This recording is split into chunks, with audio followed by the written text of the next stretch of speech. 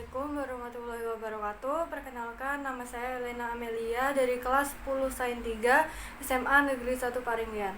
Jadi di sini saya akan menjelaskan sedikit tentang materi yang sudah Ibu Biologi kami berikan, yaitu Ibu Eprisa Ebiutan. Jadi subtopik yang pertama yang akan kita bahas yaitu komponen penyusun ekosistem. Nah, komponen penyusun ekosistem itu terbagi menjadi dua. Yang pertama ada komponen abiotik, serta yang kedua ada komponen biotik. Pertama, komponen abiotik merupakan komponen ekosistem yang terdiri atas benda-benda mati seperti tanah, cahaya, air, dan lain-lain. Sedangkan untuk komponen biotik merupakan komponen yang terdiri atas benda-benda hidup di ekosistem. Nah, komponen biotik ini memiliki peranannya masing-masing dalam ekosistem, terbagi menjadi 4 peranan. Yang pertama produsen, konsumen, detritivor, serta dekomposer. Produsen merupakan tumbuhan yang memiliki klorofil serta dapat melakukan proses fotosintesis. Yang kedua, konsumen terdiri atas makhluk hidup yang memakan produsen atau memakan hewan lain. Yang ketiga, detritivor atau pemakan sampah makhluk hidup yang telah mati. Serta yang keempat ada dekomposer atau pengurai zat organik menjadi zat anorganik yang lebih sederhana. Berikutnya kita masuk ke satuan-satuan makhluk hidup penyusun ekosistem. Jadi satuan-satuan makhluk hidup penyusun ekosistem terbagi menjadi 4. Yang pertama individu, yang kedua populasi, yang ketiga komunitas, dan yang terakhir merupakan biosfer. Individu berasal dari bahasa Latin yang berarti in, artinya tidak, dan dividus yang berarti dapat dibagi. Secara lebih sederhana, individu merupakan makhluk hidup yang dapat berdiri sendiri. Yang kedua ada populasi. Populasi berasal dari bahasa Latin populaus yang berarti semua orang yang bertempat tinggal di wilayah yang sama. Secara lebih sederhana lagi, populasi merupakan makhluk hidup dengan satu spesies yang bertempat tinggal di wilayah yang sama. Yang ketiga ada komunitas. Komunitas merupakan semua dari spesies, baik itu spesies A, spesies B yang bertempat tinggal di wilayah yang sama. Dan yang terakhir merupakan biosfer. Biosfer adalah seluruh ekosistem yang terdapat di permukaan bumi. Yang pertama ada netralisme. Netralisme merupakan hubungan atau interaksi antara dua makhluk hidup yang tidak saling berhubungan meskipun mereka tinggal dalam satu daerah atau wilayah yang sama. Contohnya seperti kucing dengan ayam. Meskipun mereka tinggal bersamaan, mereka tidak akan saling terpengaruhi karena mereka memiliki makanannya masing-masing. Yang kedua ada kompetisi. Kompetisi merupakan hubungan atau interaksi antar populasi yang apabila mereka memiliki persamaan tujuan, maka mereka akan bersaing untuk mendapatkannya. Kompetisi terbagi menjadi dua, yaitu kompetisi intraspesifik dengan interspesifik. Kompetisi intraspesifik merupakan kompetisi antara satu individu dalam satu spesies, maksudnya dua individu dalam satu spesies. Contohnya seperti harimau satu dengan harimau 2 yang bersaing untuk mendapatkan mangsanya. Yang kedua ada kompetisi interspesifik, merupakan kompetisi antar spesies. Contohnya dalam suatu kebun itu ada bibit jagung dengan rumput yang saling berkompetisi untuk dapat tumbuh. Setelah itu ada komensalisme. Komensalisme merupakan hubungan antara dua makhluk hidup yang satunya diuntungkan dan yang satunya tidak dirugikan maupun diuntungkan. Contohnya ikan remora dengan hiu. Ikan remora mengambil sisa-sisa makanan dari hiu, sedangkan hiu sama sekali tidak merasa dirugikan maupun diuntungkan dengan adanya ikan remora tersebut. Yang berikutnya lagi ada simbiosis amensalisme, yaitu hubungan antara dua makhluk hidup yang satunya tidak dirugikan maupun tidak diuntungkan dan yang satunya dirugikan. Contohnya rumput seketeki dengan tumbuhan yang diikutinya. Berikutnya ada simbiosis parasitisme, yaitu hubungan atau interaksi antara dua makhluk hidup yang satunya diuntungkan dan yang satunya dirugikan. Contohnya daun dengan ulat bulu. Berikutnya ada predasi, yaitu merupakan hubungan makan dan dimakan dalam suatu ekosistem. Contohnya tikus dengan kucing. Berikutnya lagi ada protokooperasi, yaitu hubungan atau interaksi antara dua makhluk hidup yang saling menguntungkan, namun seharusnya hubungan tersebut tidak terjadi. Contohnya kerbau dengan burung yang memakan Contohnya burung dengan kerbau. Yang terakhir ada simbiosis mutualisme, yaitu hubungan antara dua makhluk hidup yang satunya diuntungkan dan yang satunya lagi juga diuntungkan. Mutualisme terbagi menjadi dua, yaitu fakultatif dengan obligatif.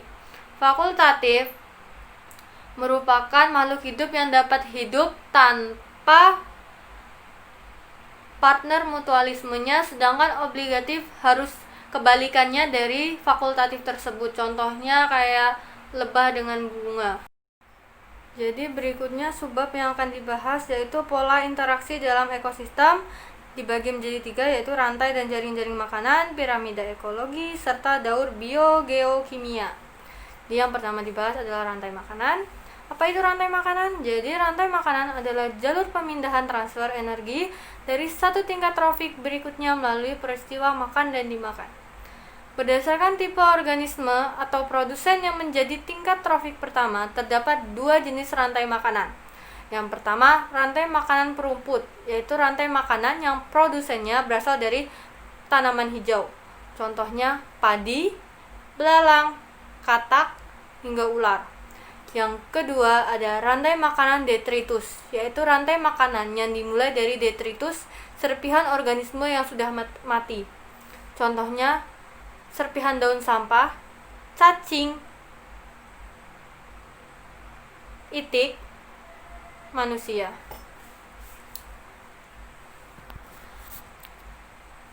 Berikutnya ada jaring-jaring makanan. Jaring-jaring makanan merupakan kumpulan dari rantai makanan yang saling berhubung dan kompleks seperti berikut. Berikutnya ada piramida ekologi. Piramida ekologi adalah susunan tingkat trofik, baik itu tingkat nutrisi maupun tingkat energi, secara berurutan menurut rantai makanan dan jaring-jaring makanan dalam ekosistem. Piramida ekologi ini berfungsi menunjukkan perbandingan tingkat trofik satu dengan tingkat trofik lainnya pada ekosistem. Piramida ekologi dapat dibedakan menjadi 3 tepi, yaitu piramida jumlah, piramida biomasa, serta piramida energi. Kita masuk ke dalam yang pertama, ada piramida jumlah. Piramida jumlah merupakan jumlah organisme yang berada dalam suatu daerah atau areal tertentu yang dikelompokkan dan dihitung berdasarkan taraf trofi. Jadi paling atas dari piramida itu menunjukkan bahwa semakin sedikit spesiesnya daripada yang di bawah. Berikutnya ada piramida biomasa. Piramida biomasa merupakan taksiran berat organisme yang mewakili setiap taraf trofi dengan cara tiap-tiap individu ditimbang dan dicatat jumlahnya dalam suatu ekosistem. Untuk mengukur biomasa di tiap tingkat trofik, maka berat rata-rata organisme di tiap tingkat diukur, kemudian jumlah organisme di tiap tingkat diperkirakan. Piramida ini berfungsi menggambarkan perpaduan massa seluruh organisme di habitat tertentu dan diukur dalam gram. Yang terakhir ada piramida energi. Piramida energi menggambarkan banyaknya energi yang tersimpan dalam 6 tahun yang digunakan senyawa organik sebagai bahan makanan. Dasar penentuan piramida energi adalah dengan cara menghitung jumlah energi tiap satuan luas yang masuk ke tingkat trofik dalam waktu tertentu, misalnya per jam, per hari, atau per tahun. Piramida energi dapat memberikan gambaran lebih akurat tentang kecepatan aliran energi dalam ekosistem atau produktivitas pada tingkat trofik. Kandungan energi tiap trofik sangat ditentukan oleh tingkat trofiknya, sehingga bentuk grafik sesuai dengan piramida ekologi yang sesungguhnya di lingkungan. Energi yang mampu disimpan oleh individu tiap trofik dinyatakan 1 kalori per meter kuadrat per satuan waktu kal per M2 per TH. Berikutnya kita masuk ke poin terakhir, yaitu tentang daur biogeokimia. Jadi, daur biogeokimia adalah peredaran unsur-unsur kimia dari lingkungan melalui komponen biotik dan kembali lagi ke lingkungan. Daur biogeokimia dapat dikelompokkan dalam 3 tipe, yaitu daur gas, daur cair, dan daur padat sedimen. Daur gas meliputi daur karbon dan daur nitrogen, daur cair meliputi daur air, sedangkan daur padat sedimen meliputi daur fosfor dan belerang. Kita masuk ke daur gas yang daur karbon. Unsur karbon terdapat di atmosfer dalam bentuk senyawa karbon anorganik, yaitu karbon dioksida CO2. Senyawa anorganik CO2 baik di darat maupun di air akan diubah oleh produsen menjadi senyawa karbon organik melalui proses fotosintesis disertai penyimpanan energi yang berasal dari radiasi cahaya matahari. Berikutnya, kita masuk ke daur nitrogen. Nitrogen merupakan unsur yang penting dalam kehidupan, yaitu sebagai komponen penyusun asam nukleat DNA dan RNA. Sumber utama nitrogen adalah N2 di atmosfer, namun sebagian besar organisme baik tumbuhan maupun hewan tidak dapat memanfaatkan N2 bebas di udara. Tumbuhan menyerap nitrogen dalam bentuk nitrat NO3-. Pengikatan fiksasi pengikat N2 secara biologi dilakukan oleh bakteri dan ganggang hijau biru. Bakteri bebas non-simbolik yang dapat mengikat N2 antara lain Azotobacter. Bakteri simbolik yang mampu mengikat N2 antara lain Rhizobium. Berikutnya kita masuk ke daur air. Daur air berbeda dengan daur biogeokimia lain karena sebagian besar aliran air terjadi bukan melalui proses kimia melainkan proses fisik. Air mempertahankan bentuknya sebagai H2O kecuali terjadi perubahan kimia dalam proses fotosintesis. Sumber air di alam yaitu lautan, danau, rawa, waduk, dan sungai. Di dalam tubuh makhluk hidup, air berperan sebagai pelarut, berfungsi mentransport zat makanan dan zat metabolisme, mengatur tekanan osmotik sel, mengatur suhu tubuh, dan media berbagai reaksi kimia di dalam tubuh. Berikutnya kita masuk ke daur fosfor. Fosfor di alam berasal dari pelapukan batuan mineral batuan fosfat dan penguraian bahan organik misalnya kotoran ternak atau hewan laut oleh dekomposer. Fosfor diserap oleh tumbuhan dalam bentuk fosfat organik. Meskipun jumlah fosfor di alam sangat banyak, tetapi persediaannya untuk tumbuhan sangat terbatas karena sebagian besar terikat secara kimia oleh unsur lain dan sukar larut di dalam air. Itulah alasan para petani memberikan pupuk fosfat untuk tanaman pertaniannya. Pupuk fosfat dibuat dari bahan baku berupa batu-batuan fosfat yang tersedia di alam. Fosfor di dalam tubuh makhluk hidup berfungsi untuk menyimpan dan memindahkan energi dalam bentuk ATP, membentuk asam nukleat, dan membantu proses respirasi maupun asimilasi. Yang terakhir ada daur belerang. Belerang terdapat di atmosfer dalam bentuk sulfur oksida. Belerang berasal dari aktivitas vulkanis, misalnya gunung berapi, pembakaran bahan bakar fosil, asap kendaraan bermotor, dan asap listrik.